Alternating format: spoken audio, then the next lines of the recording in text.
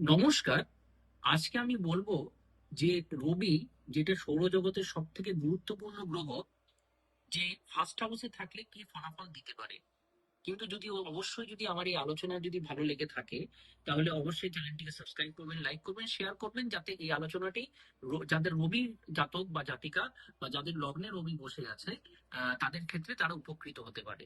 তাহলে রবি যদি ফার্স্ট হাউসে যদি পজিটিভ অবস্থায় থাকে, তাহলে কিন্তু তাকে বেশি আত্মমর্যাদাবোধ সম্পন্ন, তাকে বেশি আত্মবিশ্বাস সম্পন্ন, এবং সে বেশি অনেকের কাছে গর্বের বিষয় হয়ে থাকে, এরকম ব্যক্তিত্বপূর্ণ ব্যক্তি হয়ে থাকে।